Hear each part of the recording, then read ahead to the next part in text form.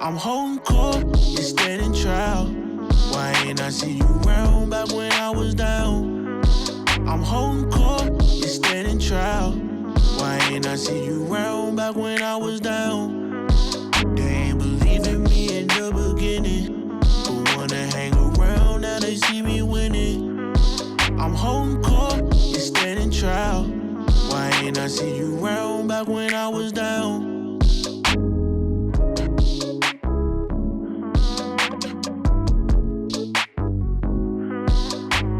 Yo, it's your boy Big Court from the Holding Court Podcast. Today's episode is sponsored by the ice cream man himself, Master P, Master Crunch Cereal.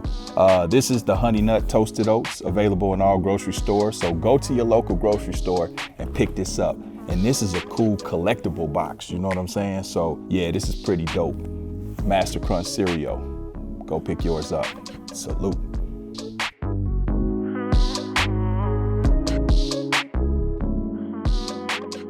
What's up, world? It's your boy Big Court. We here on the Holding Court Podcast. You already know what it is. And today we got a special guest, and y'all already know what it is, man. You know, we got the king hustler, king of the South, king of product, you know what I mean? The ice cream man himself, my big brother, y'all already know what it is, Master P.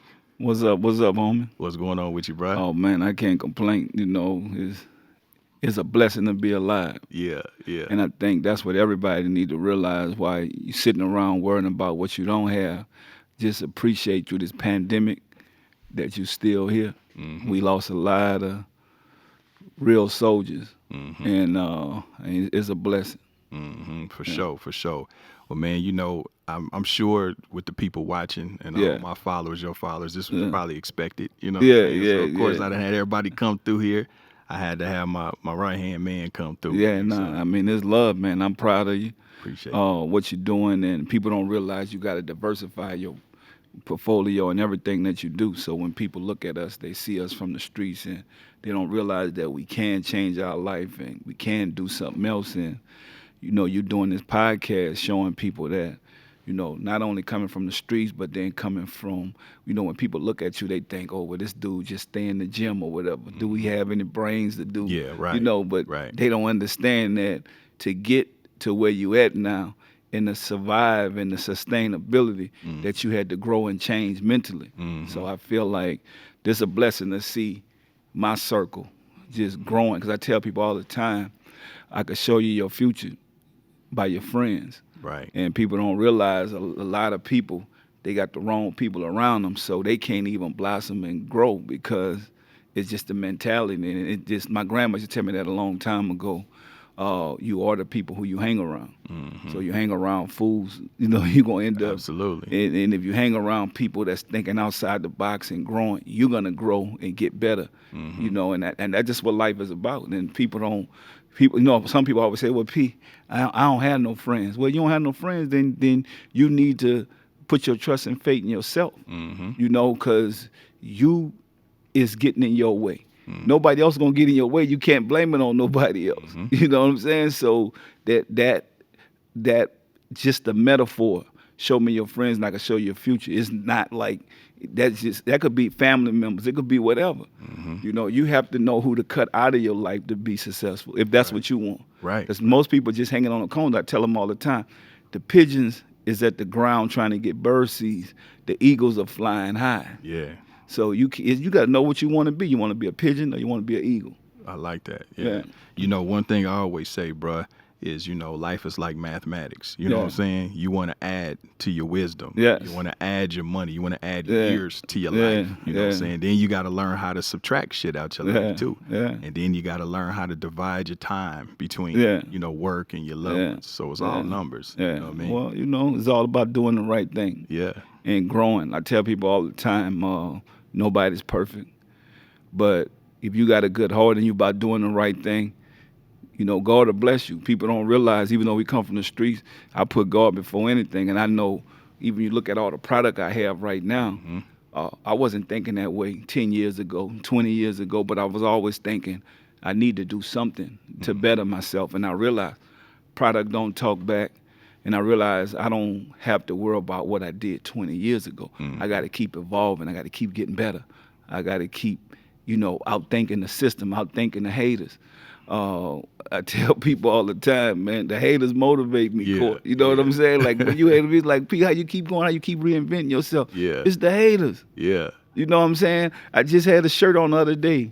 God bless everybody that's hating on me. Yeah. You know what I'm saying? Bless them. Yeah, For real, yeah. bless them. And, man, this is temporary success. Mm-hmm. We can't take this with us. Like I said, we got to celebrate the ones we love while we're here. Your family, your friends, the people that you really love, you have to celebrate them because Absolutely.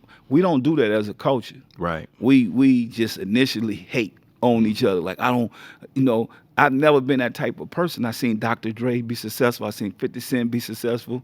I paid for 50 Cent first concert series, but I'm happy for him what he was able to do, get the Vitamin Water deal, Jay-Z, get the deal with Rock Nation, the deals he was able to do, Puffy. And then I figured out how to go take over the grocery stores. I say, I'm going to take over the grocery stores. That's going to be my lane. Mm-hmm. And it might have started with the music and entertainment, but I realize now it's all about product with me, because with product, we are building economic empowerment. Mm-hmm. And so that's what my life is about, making Right. sure that we not only me at the forefront, just like what you're doing, I want to see thousands of us Mm-hmm.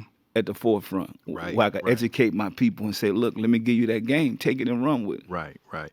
And you know what? That's the thing. That's the important part of it too, bro. I didn't even want to go through the rigmarole of everybody know the story. Yeah. I wanted to start with now. Yeah, You know what I'm saying? yeah. What you know what I'm saying? What inspired you to make that transition from music and say, you know what? I'm gonna get off into this product and this grocery Well, let store. me and all these let me other tell things. you what made me make that transition. Failure. I failed at so many things, and so never be afraid to fail. Those failures is gonna motivate you to get to where you need to go. I always fall with my hands down, pick myself back up, and start running. So I'm not afraid to say, I took a loss on this, I took a loss on that. But then what I did, I educated myself. So it wasn't a loss, it was a lesson. So every time I fail, I got better at something, even with the product. One time people talked about the tennis shoes. I said, you know what, that motivated me to get better. I got to get more quality, got to get better designers. I did all that. So I tell people all the time, trust the process. So your failure is what's going to get you to where you need to be at. So you might think that you're done or it's not happening. No, those failures are going to prepare you for that success. And I think, going through the things I went through in the early stages of my success and having to start over, Yeah. don't be afraid to get back on the horse. People who lost millions, they end up being billionaires because of what they learned on that road. They didn't give up when most people say it's over. I got to stop. I'm done. Right, right. There's no limit over here. And I don't pray for money. I pray for wisdom. So it's all about knowledge and wisdom. Every time I'm educating myself, while other people will be giving up, it's over. But for me, I got into the product side of it. I said, okay, I already used my celebrity status to be this. I've already done paid the way on that end on something else. And now I'm saying, you know what? What's the difference? Why these other cultures and races have so much sustainability? They plant seeds through product and pass it down from generation to generation. You had famous Amos. He had a cookie company. He's from LA. He built this big brand, and he made a couple $1 million off it. He ended up selling that company. Then the guys who brought it from him ended up selling it to Nabisco for $2.6 billion just for one cookie company. And I'm saying, well, this guy did that, but he didn't do the business part of it. So imagine if we have the business part taken care of, and we create more than just one product. So I said, I don't feel like no entertainer or rapper or whatever has more product than me. I can't think of one. I can't think of one. You know what I'm saying? So so think about that. Imagine that. That means the more product I have, the more people I can put on, the more people I can employ, the more people I can give opportunity to, and the more people I can help chase their dreams and their goals. Right, right. And so it's not just about me. And if I put God first, then, look what I've done the first time.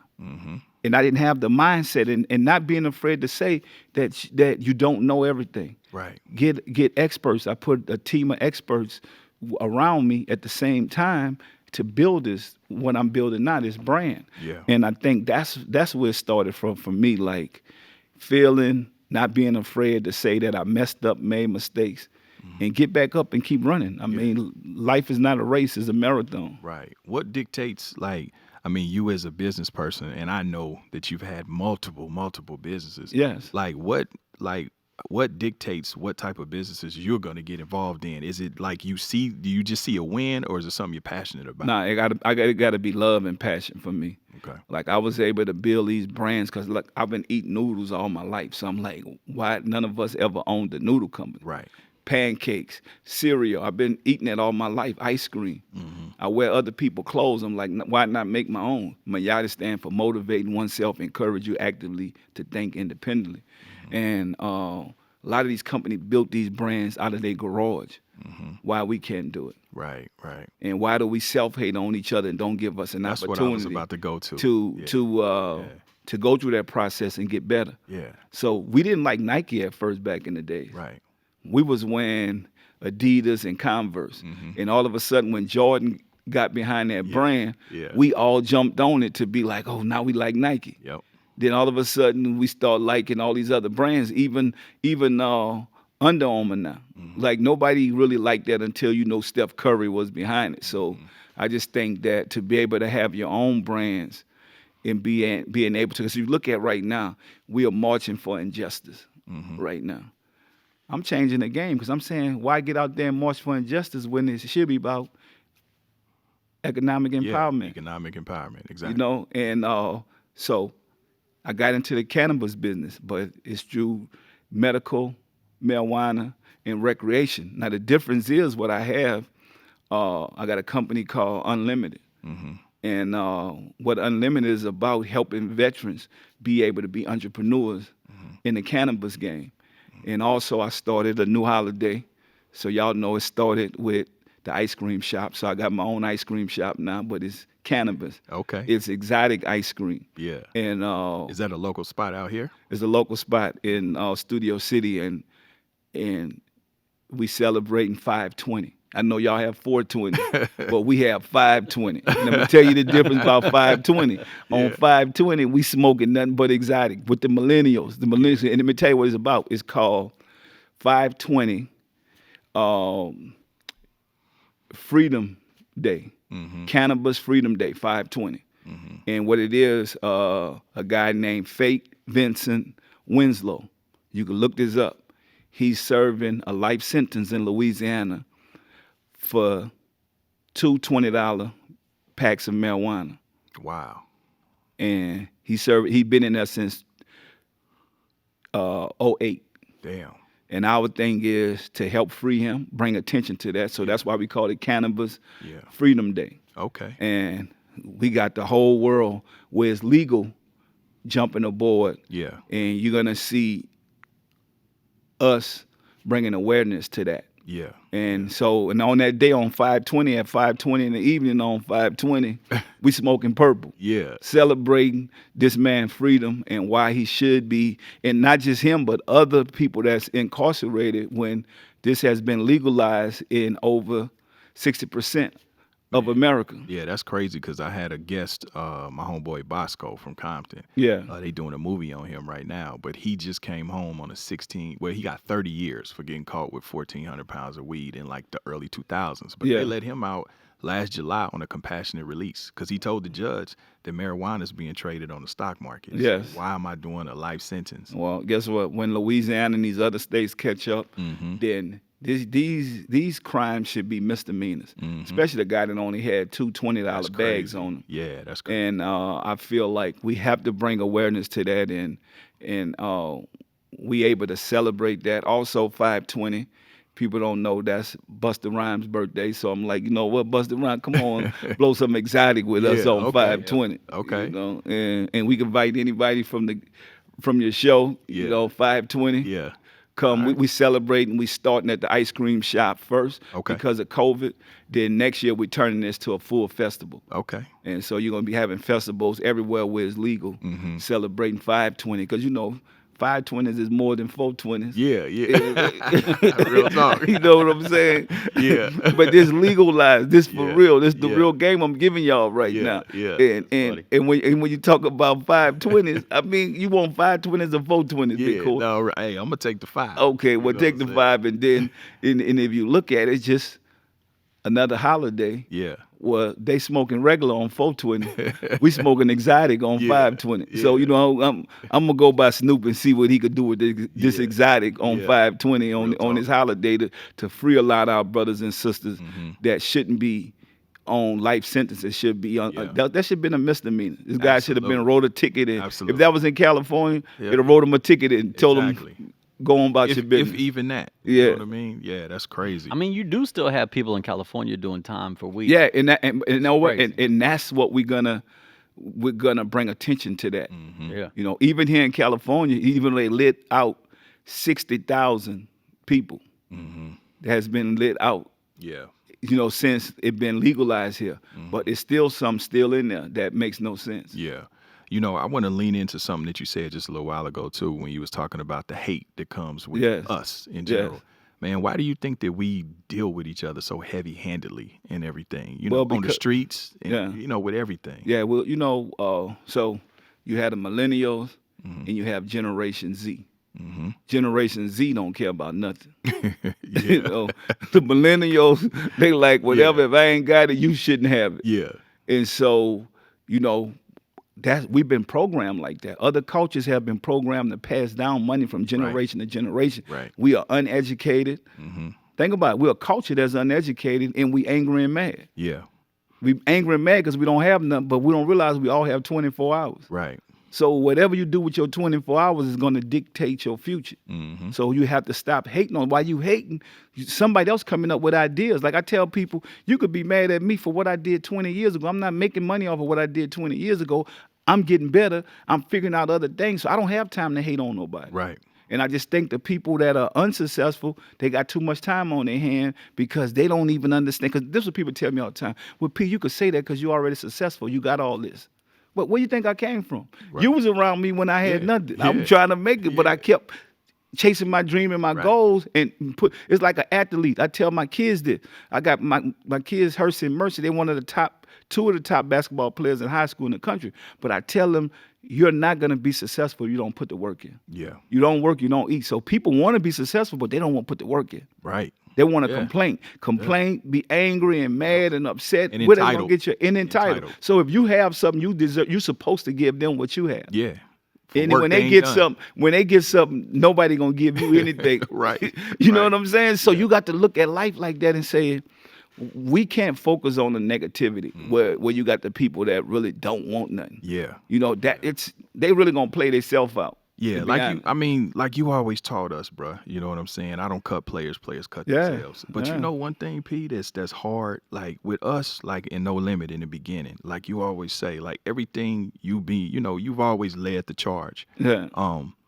You know, I don't know if it's a generational thing or just a character thing. Yeah. But we believed in something. Yeah. You know what I'm saying? Like you set Well, forth the plan. you had a chain of command. Yeah. Like this generation don't have that. Why they don't believe in nothing? 'Cause everything is immediate. Like they don't have a bigger vision. There's too many Indians and no chiefs.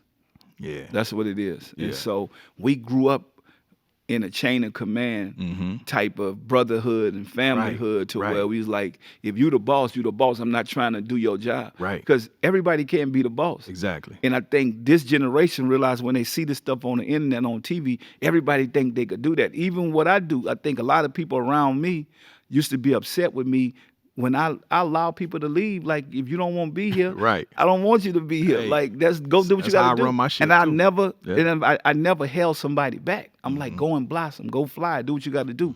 The ones that did the right thing, we're still friends now.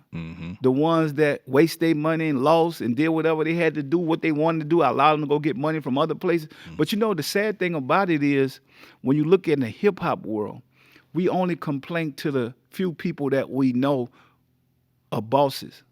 We don't complain to like these major record companies, Mm-hmm. we don't see that's as being a problem. None of those guys never sit down and ate with the artists, hung out with the Right. artists. So soon as something happened, they go on and do other business. They're not accountable for whatever artist's Right. life Right. end up being. Right. But if you like on the forefront Mm-hmm. and you actually mingling and being a part of these artists' lives, then you get blamed for. It's like you're supposed to be responsible for them for the rest of their life. That's like your kid, right? Right. If your kid want to leave home and go do what he got to do, Yeah. then he grown, or grown. she grown. They got to be responsible for themselves. Absolutely. But I think this generation of artists, they don't want to be responsible. They want to blame it on, oh, you didn't do this, that's why I'm not. So you got to realize in the music business, a career only lasts 3 to 5 years. That's big careers. Mm-hmm.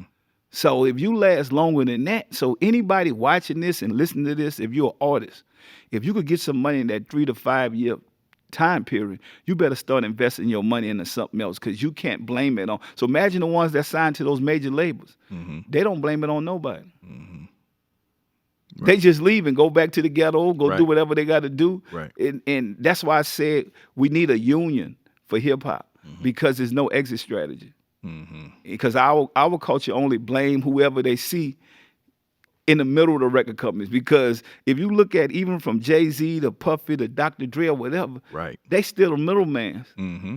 in those companies. Yeah, we was talking about that. Yeah, You and I. so think about it. Yeah. You never see nobody argue with Jimmy Iovine or none of those Right. other people that's in Right. charge of Right. Arista Records or Sony or none of that stuff. They never mad at them. Right. I mean, from the girls to the guys, they are never mad at them. They just go on. I don't care who they are. You could be Mariah Carey or whatever. After that contract is up, you move on. It's just business.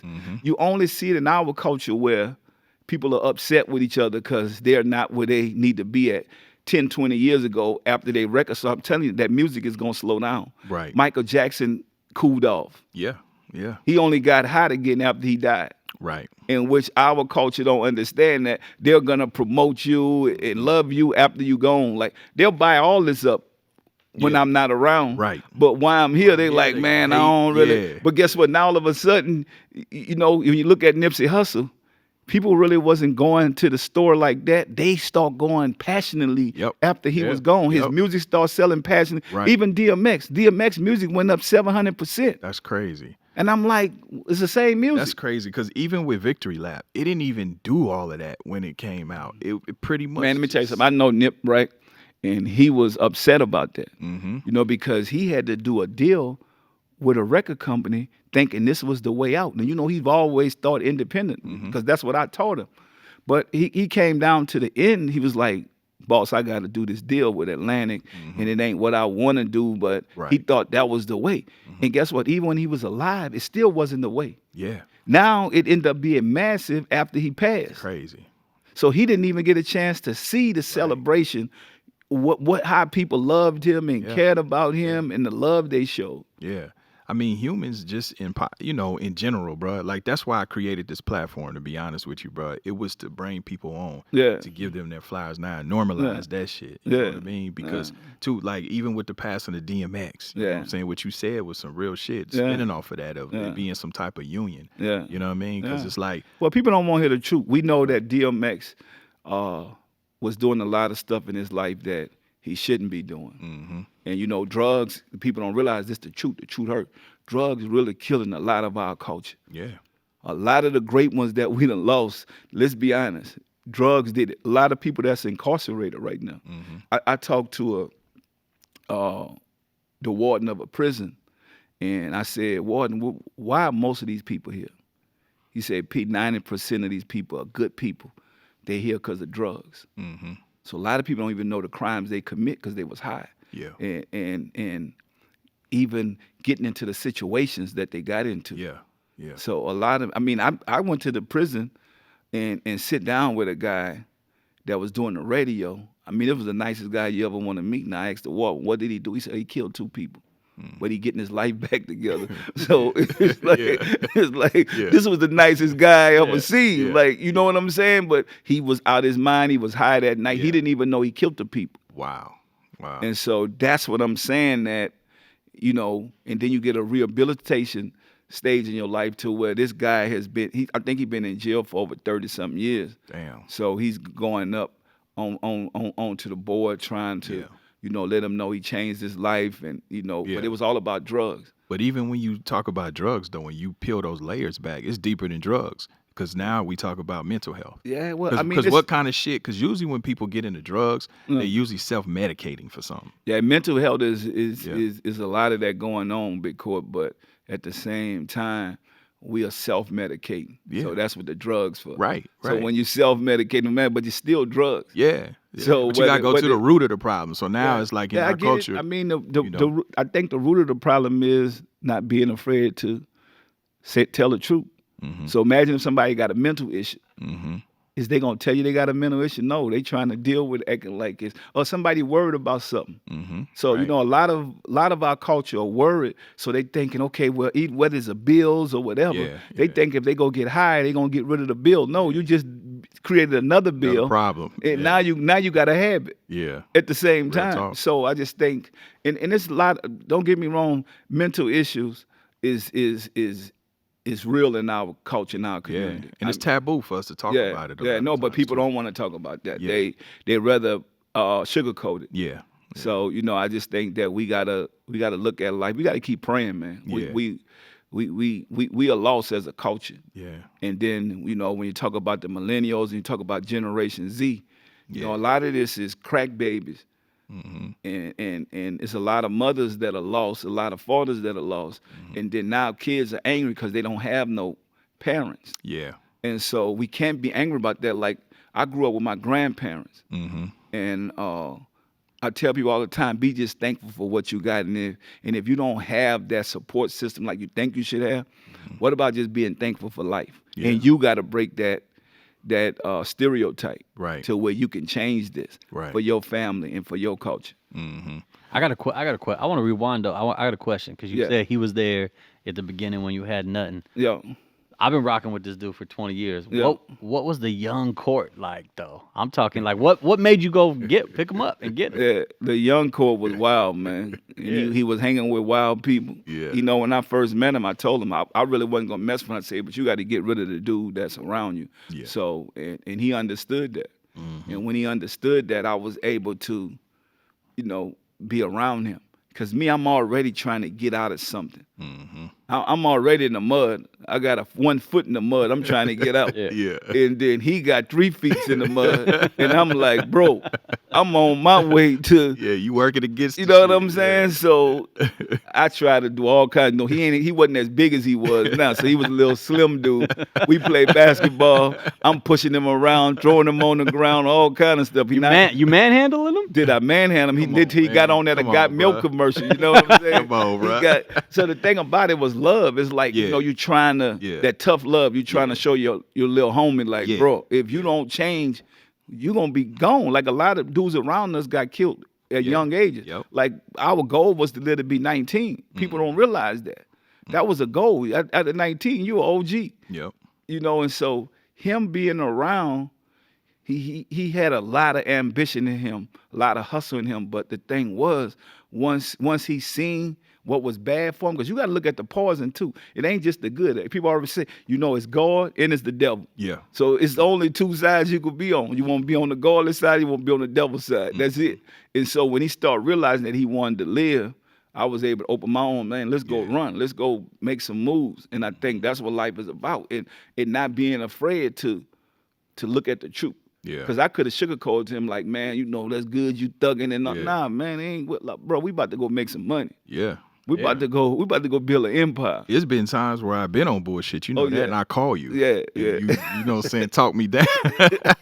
Talk him off the ledge. Yeah, and then some people around in our crew will be, man, go handle it. But I'm like, dog, you got a family. Yeah. That's what I'm saying. Yep. You got to look at the people you hang around. That's funny because I had the same conversations with him sometimes. Yeah. We talk about guests for this show. I'm like, hey, it's just chill. Like, you know what I mean? We're trying to do this. Yeah. No, but that's what life is about. It's about growing. Mm-hmm. And I'm proud of you, dog. To Thank be you, honest with I you, appreciate it. Because this man came a long way. I came a long way, But when you know God and you know that God got a different path for you, you don't have to be the toughest guy in the room. Right. Like he's not trying to be the toughest guy in the room. Nah. He could be. Yeah. You know, even when people seen- testing, you know what I'm saying? It's like everybody gonna TV, get tested.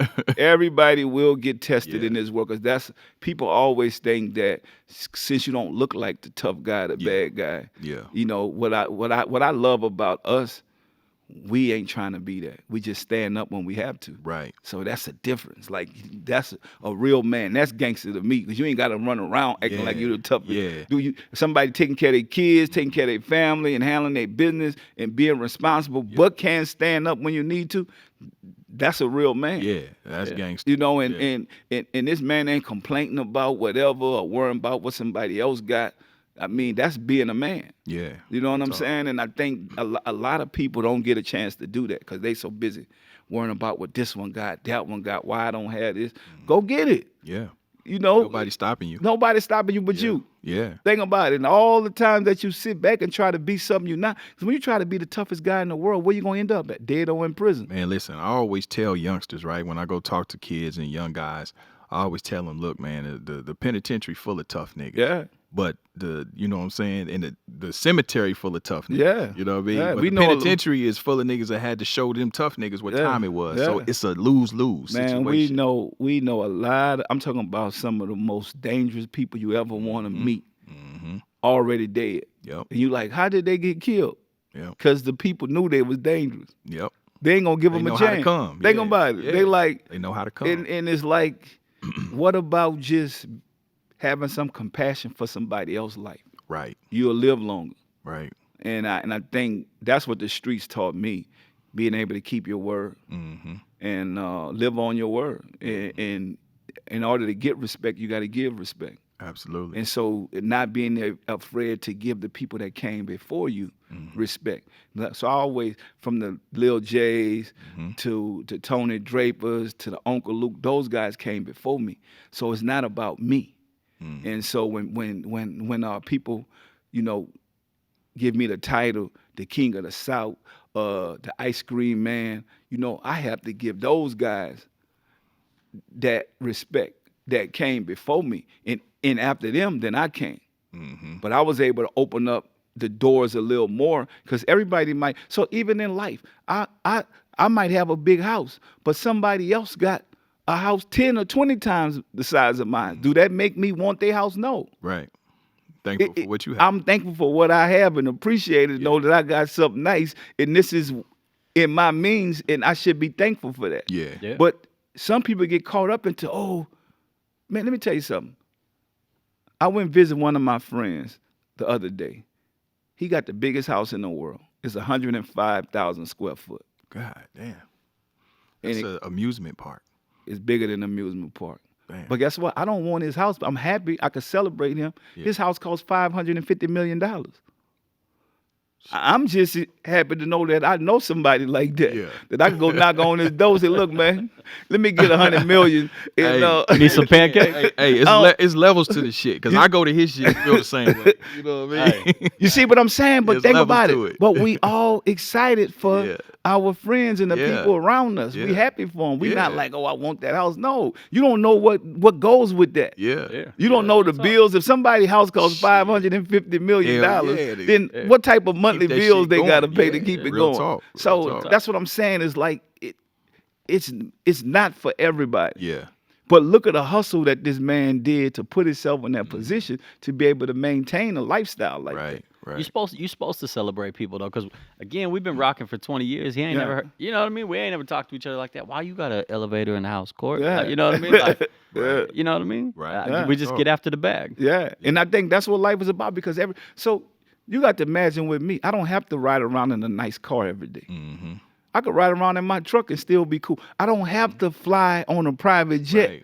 I could go on a regular plane. Now, if I need to go on a private jet, I could go on Yeah, one. we have. And Yeah. that's what I'm saying. So you gotta be happy in your own skin. Yep. You gotta be happy with yourself. Exactly. You know, because you're never gonna be happy trying to beat somebody else or what they have. You envy it or you jealous of Nah. it. And I think that's what life is about for people that can't see the big picture. Right. You'll never get out of the ruckus that you in because you're too busy putting time in, worried about somebody else. So when I go to this guy's house that's that big, I go, man, this is beautiful, but I can't wait to get back home because this is a lot of bills. Yeah. You know, so I know what my bills is. That's what I'm looking at. I know what my bills cost, so I can imagine what this guy. That's crazy to hear you say that. Yeah. I say the same shit about you. Yeah. You know And I say the same shit about him. So, see, But that's how life go. But guess what? Think about it. You appreciative for what you have. Yeah. That's how you could be happy. Yeah. Now, if you want, because think about it. So you know one thing, whatever your bills is, imagine what my bills is, and I can imagine I can imagine what this guy's bills is. I'm like, I don't want them problems, not right now. I told him that. I'd be like, yeah, this shit nice, bro. Phew, you than me. Yeah. You know what I'm saying? So, yeah, but you know what? That's funny that you say that, bro, because I always say, man, but at the end of the day, real is from the heart, not from the pocket. Yeah. You know what I'm saying? Yeah. You know, when you real, regardless of whatever money you have or don't have. Yeah. Well, so let me tell you something about being real. You have to know where you are in life to be able to survive or get better. You can't fool yourself. Right. And some people think real is about showing the world how tough you is. No. Like, being real is being able to balance yourself, put yourself in a better position, and even prepare. So you know if you're not in a good position in life, what you need to do to get better. Yeah. So that means you got to work 10 times. It's almost like being an athlete. So everybody want to be LeBron James, but they don't want to put the work in that LeBron James put in. A Steph Curry. Steph Curry shoot 1,500 shots a day. Show me what athlete in the NBA really putting up 1,500 shots. Right. But they want to be, I want to be a sharpshooter. Yeah. But this is what it takes to be a sharpshooter. And that's what that's what I love about my kids. I'm like, you know what? You don't have to be number one right now. But if you keep putting this type of work in, because think about it, Steph Curry went to Davidson. Right. That was a mid-major college. And he ended up being one of the top players in the NBA, Damon Little. He went to another mid-major college, and he's one of the top players. John Morant, nobody even thought he was going to be ranked or play, never was. Yeah. All of a sudden, he's one of the top players in the league because of the work that these guys put in. That same thing as being an entrepreneur or a businessman. Absolutely. Being an entrepreneur is not for everybody. Right. Being a boss is not for everybody. And think about it, if you get to that level, you're going to need good people to work with you and to work for you. And I think a lot of people don't understand. Everybody want to be the boss because they hear these songs and say, I'm the boss. They don't have a reference point of what you understand the sacrifices this man has made. Yeah. Just like we talk about this guy with a 105,000 square foot house. You imagine the sacrifices he have to make to keep all this going. Even putting this together, the workers and the team to build something like that. Crazy. Yeah, and so if you're gonna be the boss, you can't talk it. So a lot of people tell me they better than me, or I'm saying that's fine, but what are you doing? Right. Because I ain't talking. Right. I got product. A lot of people don't see, you know what I'm saying, because they're on the outside looking in. You know what I mean? So a lot of times, you know, they always say, damn, that's crazy, man. P, your homeboy, woo, woo, woo. Man, he got this. I'm like, dude, this dude, but he wake up at like 5 o'clock in the morning. Like, he like the Energizer bunny. He move. Like, this dude move. He work. You know, because I know the sacrifices and the time and the effort and the, you know, the discipline. You know what I'm saying? To do it even when it's hard. Oh, even when you don't make nothing for a couple of years. People don't realize Rap Snacks, this took 20-something years. You know, me and James been working at this for a while. This when nobody else believed. So this didn't happen overnight. Some people left. Some people didn't want to be on the bag. Now everybody want to be on the bag. We don't have enough flavors to put all the stars. Like even right now, you know, a lot of the entertainers, because you know we put Biggie on the bag. Everybody expect now Nipsey and Pac. And, you know, these my dudes, but they estates. It's hard to deal with. You got to go and try to deal with their estates. With Biggie, his mom was able to deal with her, and then we gave money back to his foundation.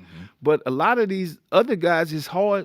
Everybody want people on the bag, but like you dealing with a estate now when you're not here. Right. So you imagine if Nip was a rock man, Big Dog put me on there. Yeah. You see what I'm saying? And it'd be nothing. But right now, when we lose people, it's hard to put other people on the bag because of their estates controlling this. And so those are some of the things we got to talk about now as successful people, as building family trust and building that, knowing, okay, where am I going to put my money into? Who am I going to leave my money to? We talking about building generational wealth. Then you got to have plan in the estates. Yeah. In which we don't even think about that. Right. And so the way things move is like Hasbro owns Death Row now. Yes. Think about it. That's crazy. See a that? Toy company. A toy company on Death Row. Now you would never even imagine that Hasbro. How did the estate lose that? I think where did it move? He didn't even show up. It was by default. Like he just didn't care. He just, Yeah. Well, I guess after you been beat down for so long, but that's why I say the education part is so important. So anybody could have money. Yeah. But the education and knowledge is the way you build wealth. Yeah. And so that's what we have to do now, because we can all obtain some type of wealth with our talent. Yeah. But now we have to start educating ourselves before we get that money. Yeah. And that's what they know. They sitting back waiting like, he won't have that so long. We'll take that because he's uneducated. Real Think talk. about it. I always say, man, rich obtains, but wealth sustains. Yes. You know what I'm saying? Well, we got to stop playing Yeah. checkers and start playing chess. Yeah. Because when you playing chess, you thinking the next move. Yeah. Checkers, you just jumping. Yeah. And that's what we just want to get to the money, want to get to the bag. If you listen to every rapper right now, they want to get to the bag. Yeah. So, okay, once you get to the bag, then what? Yeah. Because there's a lot you're going to have to deal with. Right. Because once you get to a certain level financially, then the system is watching you. Yeah.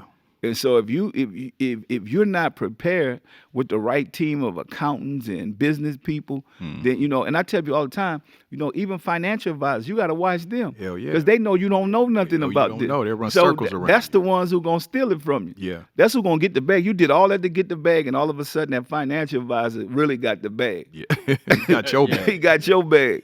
So I mean, education is so important. Let me ask you this, bro. So, as we were talking about Generation Z and the millennials, like we try to talk to the youngsters, but when you look at what's going on with like NBA YoungBoy, you know what I'm saying? And why do you think that they are so misguided and they won't listen? Well, because when I talk about Generation Z, you talk about these are the guys that are controlling the bag for their family. So now you have parents and grandparents and uncles, and not saying his family is the part of that, but I'm just telling you that is normally how it is.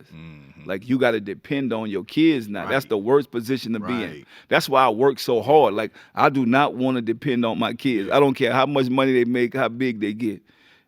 I do not want to depend on them. That's an interesting dichotomy. I never thought about that. So, because what they gonna tell their kids? Because think about it, you need a parent to tell you what to do, especially at that age, 18, 19, 20. You think you grown, but you really not. Nah. And so your parents need to be. But if you making the money, I watch you. You talking about NBA young boy, but I'm talking about real NBA players that just switched it up once they got the money. The parents got to depend on them. Wow. They no longer controlling the households.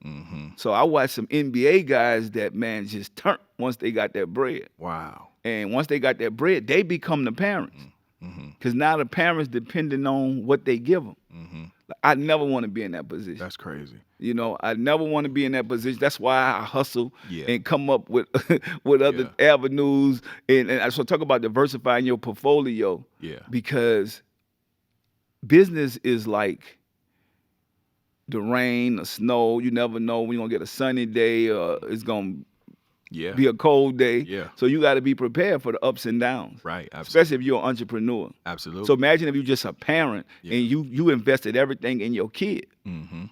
So if you look at it, even if you look at, God bless the dead, Kobe Bryant, I mean, his parents, when you go back and look at it, what they was going through. And that's just because of, and don't get me wrong, Jelly Bean, I played him, he's a good dude. But once you get to a level of life to where you don't have the control financially, then you become the kid. Yeah, right. Which is it's sad, but in our culture, that's what normally happens. Yeah. So I mean, and now that's why I'm saying we got to educate the parents. Yeah. It's almost like, say for instance, if you had pets in your house, that pet got to know that you the boss. That's the only way it's going. Yeah, for sure. Do whatever you tell it to do. Mm-hmm. Whenever that pet realizes that you're not the boss, he gonna go bite somebody or do something. You're gonna have to pay for it. Yeah. Right? Imagine a kid. Mm-hmm. Because we all have, like, none of us is exempt from pain with our kids and our family. Because you could raise the kid right all the time, and that kid will run out and go turn and do something crazy. Me and you didn't have plenty of conversations. Yeah, and that's life. Yeah. But I'm saying, but imagine if that kid had the mindset. So I think first we got to teach these kids who God is at a young age. Mm-hmm. Because you never know how they're going to go. I mean, the devil is the father of lies. So the devil come to kill, steal, and destroy. Absolutely. So if we could take these kids at an early stage and start giving them that knowledge of who God is, and then feed them biblically, and then prepare them that this is not about money. Right. Like family over everything. Like, we are doing this together. Mm-hmm. Let's grow in this success together as a family. And I think that's where the disconnect comes, because now the kid around you all that time, but now the kid just want to get away. Right. Other cultures, kids do not want to get away. Mm-hmm. They want to help build and add value to the family. Mm-hmm. And I think that's what we have to teach these kids at a young age. Yeah.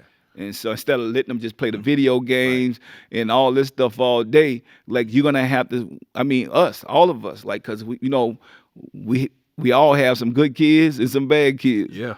Especially if you got a number of Yeah, right. So man, it's a blessing that I'm able to experience some light with my kids. Yeah. But everybody going through it, man. So, like, even the parents could have did everything they do. So you can't blame it just on the parents. Nah, because I always say, man, our kids don't belong to us like that. Like, we just vessels by which way they come into the world. Yeah. But see, they grow up and become their own people. They have their own ideas. Yeah, after 12, they say in the Bible, you got nothing to do with them. They on their own. Yeah. So they're going to be accountable for their own sins after 12. Charlie Manson had parents. Yeah. Jeffrey Dahmer had parents. So, I just think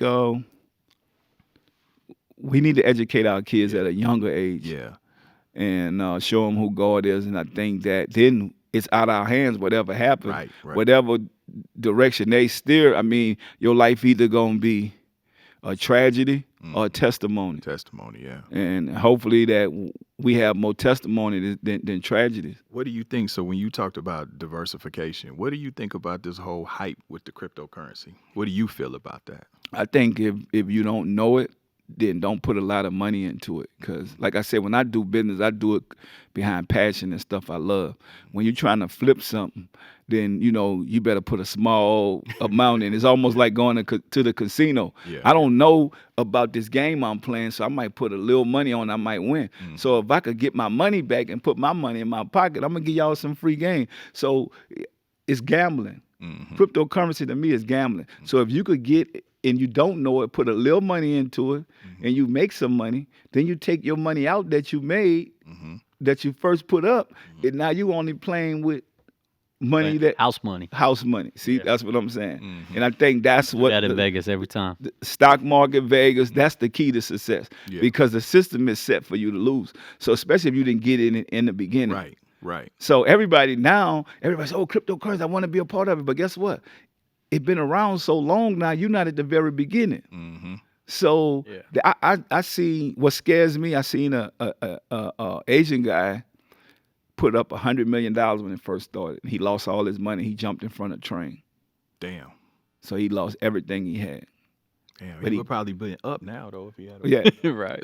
Yeah, but how could he hold on? Because it was all, he lost it all. Yeah. Wow. So that's what I'm saying. Jumping in with everything that you have. I mean, that was. This is not intelligent. Yes. Yeah. Yes. Well, I mean, I guess the guy couldn't go home and tell his family that he lost it all. Wow. And you got to start over. But I don't mind starting over because. You ain't a real hustler till you lost it. Yeah, you get it back. If you look at it, I keep telling you, all the successful people, them fell off the horse. All of them. and got back on. Now, you go look at it, every last one of them that really created wealth from the bottom and went through the struggles and the pains, they done got something, got to one level. So if you're 1,000 there, you trying to get to 1 million there, you done lost to get there. Yeah. Now you like, oh, I ain't doing this no more. Or you done lost millions. Now you got to billions because of what you lost. That's why I said it's not a loss, it's a lesson. Yeah. So now you educating yourself to get to the next level. And I think a lot of us don't want to go through that in life. Well, I need to educate myself. No, I know it all. Yeah. Stop being a know-it-all. Right. And even tell yourself no sometimes. You your worst enemy. Yeah. And so keep being a yes man to yourself, putting yes people around you, you're going to lose. Right. I always say the smartest person in the room is the person that knows that they're not the smartest person in the room. Yes. That's what my life has been about. People don't realize knowing what I don't know. And go and find the people that do know. Right. And we team up to create something massive. You ain't never said that to me. You saved that for the podcast. We talk a lot. You ain't Save it never for the said that to me. Well, you got it now. That was a good one. You got it now. All right, so you keep good people around you. Yes. And now Court Dog is gone. I met Court Dog too, but he gone. Now there's Big Court. Yeah. And we've been around at his house doing the interview with you, or the Chewy show, or being at Universal City doing the thing. Yeah. But what is Court's function now with P? Like, what is he just the new action star bully in the movie? Like, I've been asking him what the new. Yeah, nah. I see him everywhere. Nah, to be honest with you, it's about growing. Like, Court has really grew as far as knowing what he want out of life. And I think that all of us have big plans and dreams and goals. I've never been a dream killer. Man, go chase it. Go get what you got to do. I mean, look what he's doing now. He's thinking outside the box. And he's able to control this because this is what he loved to do. I told Court a long time ago, I'm like, bro, like, you intelligent. You're not just no street dude. Like, you really can communicate and talk to people, and you have a heart. You compassionate. Like, you'll test some stuff up, but at the same time, that you did tell me that. Yeah, you're a person with compassion about other lives, so you will connect. He can connect with the Oprah Winfrey's to whoever, just by somebody. So you got to imagine with Courtney right now. He's a fish out the water right now. Because nobody expect him to be doing this. Right. And that's how you win. Like, when you're doing something unique and it's different. And so I just think his destination, he haven't made it yet. So he's on that journey. It's like me. When I first got into the music business, I was a basketball player. I didn't know I was going to be in the music business. Right. So to him right now, he probably didn't know he was going to be doing this. Right. No, I was all like, I'm about to be the biggest basketball star in the world. I'm going. Next thing you know, I got hurt. I'm like, what I'm going to do? Yeah. It's funny where the game take you like that. No, but you got to allow it to take you. And that's why they call it destination. So when you get in your car, when you turn that map on, you ask where you want to go. Sometimes you might not go where you thinking you going at because the destination might change. It might be a wreck on the road or whatever. Then you going way somewhere else and you see something else. You're like, oh man, I could do that. And that's what our life has been about. It's like growing, being there for each other, but also being able to invest in yourself. Like I feel like No Limit is a university. Yeah. And that's the same thing with Snoop. Snoop had his destination. He came and he was with us, but then he also found another lane and he kept running in it. And I feel the same thing about Court. Like he gonna be all right no matter what. Yeah. I appreciate that, bro. Yeah. I appreciate that. But if No Limit's a university, I've just been at the junior college. I've been Court, to be honest with you, like, a lot of people see you and they expect you to change their lives. And they don't even understand what you have to go through to do what you. Same thing with me. Like, you can't change everybody's life. Right. You're not God. I think that's what God showed us. We've been through life like a seesaw, up and down, because God, like, oh, you think you God? You're going to help all these people? Okay, well, let's put you through something. Right. You see what I'm saying? Let's put you through something. They say God has a sense of humor. He do. It's a sick one sometimes. No, real talk. It's funny because I always have said that about you because I always say P is just a man. He's not God. They expect you to wave your hand and everything is just fixed and all things happen. Man, I'll be honest with you. I don't want it easy. Yeah. Because if you get it easy, you never going to hold on to it. So if you get it the right way, you can hold on to it forever. Right. So that's the path I'm on, and I'm not in a rush. Yeah.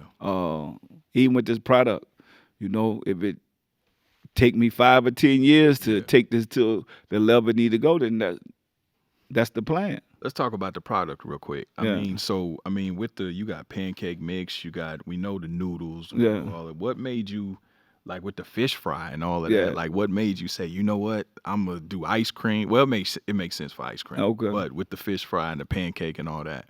Well, my grandmother been cooking for the family her whole life, and when she passed, I'm like, you know what? I got to go back and grab some of Big Mama recipes and let this live on forever. So it's not about me. Like I said, you have a passion and a love for something. So we from New Orleans, from Louisiana. People love to cook. And I feel like my grandmother always had those recipes that brought people together. And not only just in the kitchen. People come to my grandmother's house just for that love that she made sure you gonna eat. She's like, you know what? I might not have no money, but I got food. You come over here, we're gonna fix you a nice plate. And my product is about the more we make, the more we give. So we all about helping the next generation for education and also the elderly. So those things are dear to my heart, and I just constantly just keep coming up with product that I know that I have like recipes from my grandmother. So if you look at the Uncle P pancakes, when you look at Aunt Jemima and Uncle Ben with the rice, that was pure mockeries of our culture. Right. And they made billions of dollars off of us. So when people ask me, well, P, why you put your face on? I'm saying because I am a real person. Like I created this brand. Why not? If we spent billions of dollars with Aunt Jemima, somebody that that didn't own that brand. Right. So why not want to see somebody that looked like us and is a real person, and you know who that person is, and that person is giving back to the community? Why not represent that? How instrumental and inspirational was the whole Reginald Lewis thing? How big of a part did that play? Reginald Lewis was so important because he created wealth in the 1960s and 70s, and he did it through the grocery stores. And his motto was, why should white guys have all the fun? And what he was saying was to get out of that negativity, the stereotype of being poor, and building wealth. And he did it. He did it in a grocery store business, and this guy was educated. He opened the doors for so many other people. Right now, he left a legacy here to where it's all about educating the next generation. And that's what's so influential to me, knowing that this guy could do this in the 60s and 70s. I need to be on my game. We need to be keeping this train going. And so that's what this about for me, is keeping that legacy going and being Muhammad Ali. In the product and food business. Can we expect to see a chain of Master P grocery stores? Well, you know what? I'm really not. It's hard to do the grocery stores right now. I mean, just to be able to diversify and get inside the stores and put product on these shelves and to help other small business owners that create product, get their product put on shelves. I mean, that's the most important thing for me, because it's not just about me. Right. What you have with the Master P reviews. Yes, with the Master P reviews, we always shining light on small business products because we want to build economic empowerment. And the way we do that is put other minorities on. So I feel like that's the way we get rid of the poverty and crime. We can't just stand in the streets and protest. We need to put money back into our communities and our cultures. And the only way we're going to do that is by putting other small business on, other entrepreneurs on. Right. Yeah. So how excited are you about your son going to TSU? Yeah, I'm excited. Tennessee State is a game changer. Yeah. We talk about HBCUs, and now when you talk about HBCUs, he's at the forefront. You're gonna know Hersey Miller, a superstar athlete that turned down a bunch of major colleges like USC, UCLA, Vanderbilt, LSU, to go to Tennessee State University, which they got an opportunity to be just as good as any big program in the country. And so, I mean, Oprah Winfrey went to Tennessee State University. Yeah. You got a lot of great athletes went there. Anthony Mason, I played with him. He went there. He was a beast. Oh yeah, he was a beast, and that's what I'm saying. You know, R.I.P. Anthony Mason. Yes, R.I.P. The new football coach. So I don't know if y'all heard about that. Eddie George is the new football coach at Tennessee State University. Yeah. So now, man, it's building a familyhood, a brotherhood. And I just seen a big deal. Didn't either Hersey or Hersey it was a big deal. Yeah. Now my son. So right now, Hersey got a $2.5 million deal on the table for his name and likeness to be able to play at a HBCU, which is history. Yeah. Now the thing is that rule don't go through until I think July or August or something like that. They're working on it. So in some states they already passed it, but hopefully if they pass that ruling, then he'll be the highest paid college basketball player ever. Wow. I got a question for you because we talk all the time, but I'm a big sports guy, and I I've been watching your sons and everything else. Yeah. How do you feel about how the NCAA's been getting away with not paying people? Oh, I mean, it's crazy because when I played college basketball, we only got $400 a month, and that's what they get till this day, and they make millions off of these athletes. And so now with the rule, some colleges are trying to get 75% of the kids' money, and I don't think the system is gonna allow that. That makes no sense. Right. So I would argue like during March Madness, that's as big as NBA playoffs. Oh, it is. And you got kids basically unpaid. Yeah. And like a whole so imagine all the jerseys they've been selling. Right. Yeah. That's like some sweatshop type stuff. Yeah. Wow. I mean, Jordan got a North Carolina jersey that might be one of the most popular jerseys ever sold. So think about it. Wow.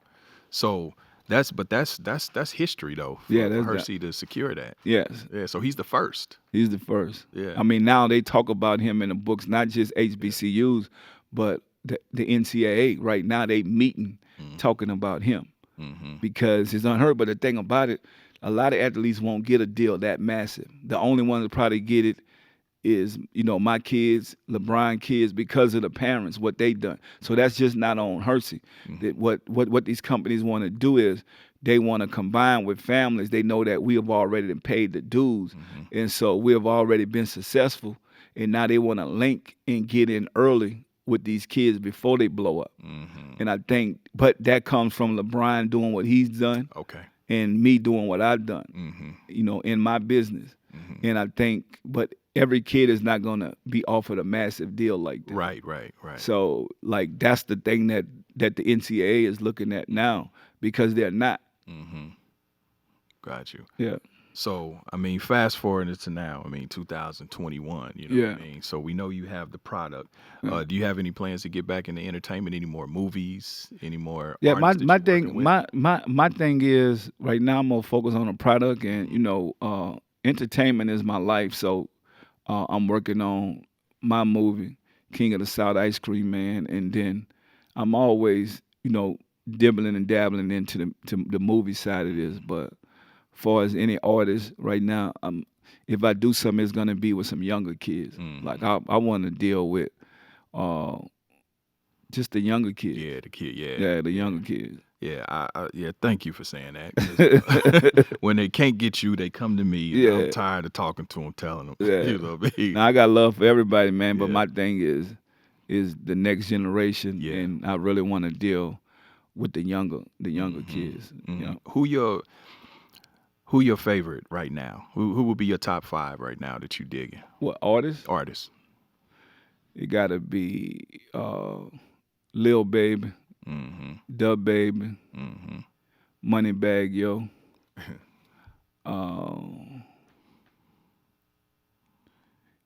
NBA Youngboy, and Dirk. Dirk, okay. Yeah. Okay, that's a solid list. Yeah.